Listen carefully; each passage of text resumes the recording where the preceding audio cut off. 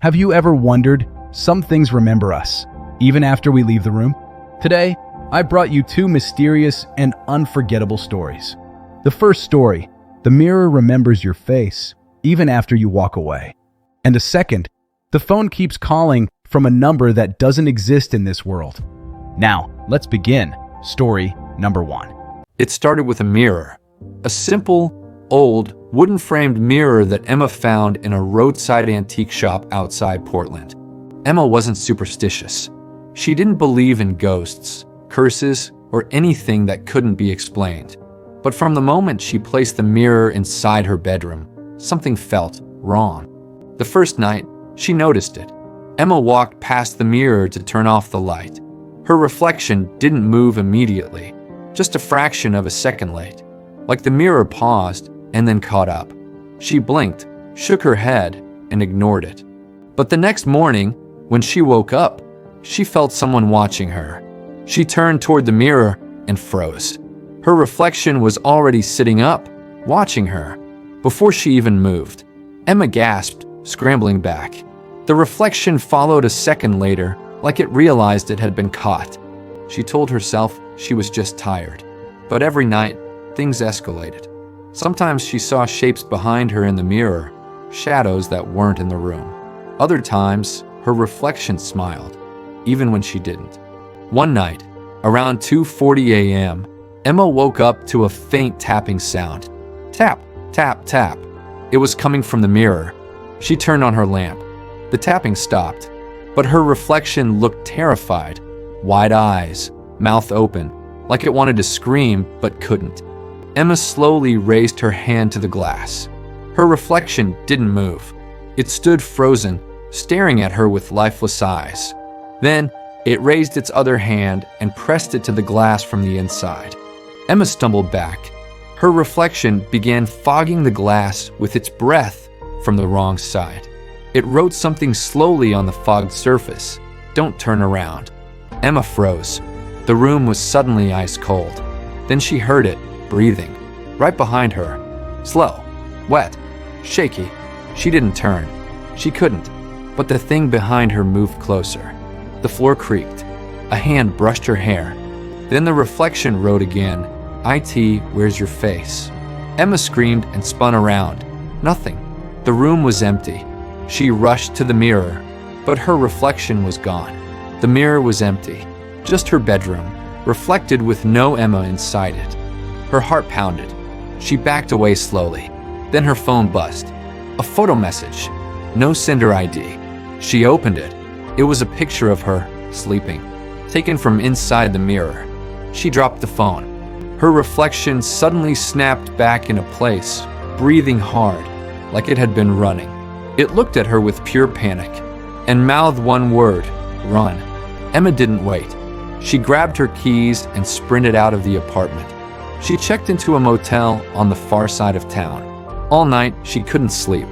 Around 3:17 a.m., she heard it, a soft knock on the motel door. 3 slow knocks. She didn't move. Then her phone buzzed. Another picture. She opened it. A photo of the motel door, taken from the inside of her room. She wasn't alone. Emma slowly looked up. The mirror in the motel bathroom was fogged from the inside. Something was breathing behind it. And through the fog, her reflection smiled. Wide. Too wide. Then it whispered in her voice, "Found you." Emma screamed, and the motel lights went out. By morning, housekeeping unlocked the room. Emma was gone, but the mirror was warm to the touch, as if someone had just pressed their face against the glass, breathing softly.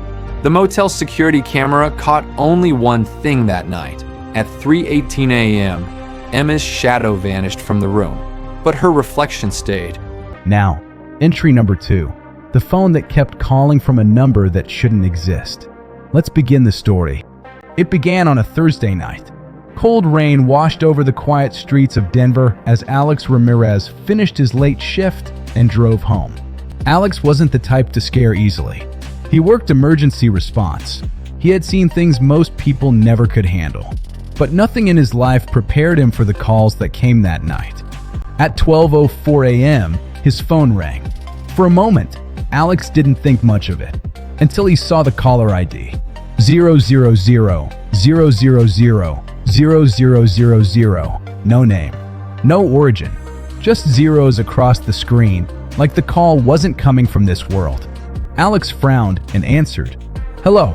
Silence. Then a soft sound, a clicking, slow, deliberate, like someone tapping teeth together. Alex hung up. Less than a minute later, the phone rang again. Same number. He ignored it, but the call came again, and again, and again. By the seventh call, Alex's hands were shaking. He finally answered with a frustrated shout. "What do you want?" This time, someone breathed. Wet, uneven, right into the mic. And then a whisper followed, soft, dry, almost scraping against his ear. "Alex, don't drive home." Alex froze. He pulled his car to the side of the road, heart pounding. "Who is this?" he whispered. The voice didn't answer directly. It only said, "Someone's waiting for you." Alex's breath caught in his throat.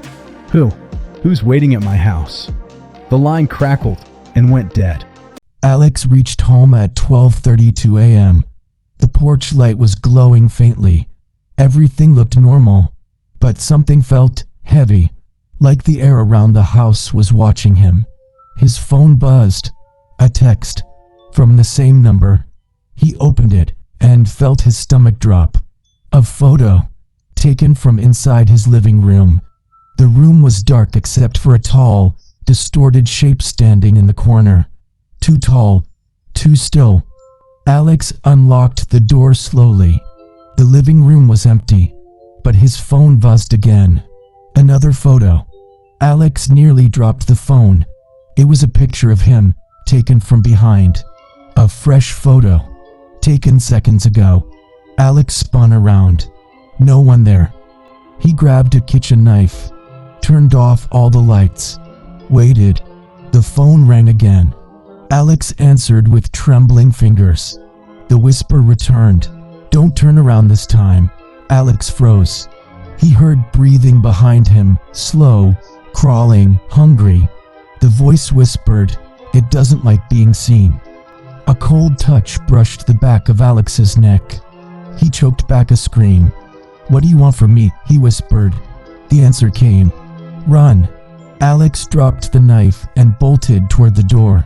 Something heavy slammed into the wall behind him. Footsteps dragged across the floor, too slow to be human. Alex didn't look back. He sprinted to his car and peeled out of the driveway. He drove straight to the police station. They checked his house. They found nothing except a handprint on the living room wall, long twisted, with finger marks stretching longer than any human could have. Alex stayed at a friend's house that night. Around 3:11 a.m., his phone buzzed again. His friend grabbed it. Caller ID 000000000. He didn't answer. A voicemail notification appeared. They pressed play. A deep, distorted whisper bled through the speaker. He ran, but it followed him. A low growl rattled the phone, and then checked the window. Both men turned and froze. On the window glass on the outside, long, greasy finger streaks slid downward, as though something had been pressed against the window, watching them. Alex stepped back, terrified. The phone buzzed one last time. Another picture. A photo of Alex and his friend, taken from the ceiling corner of the room they were standing in. Something was up there, watching, waiting. And the final text appeared. "It knows your name now." And that was today's two mysterious stories, leaving us to ponder the unexplained. How did you feel about them? Did they send shivers down your spine? If you enjoyed these tales, make sure to subscribe to the channel and stay with us for more intriguing mysteries. Thank you for joining us on this journey into the unknown.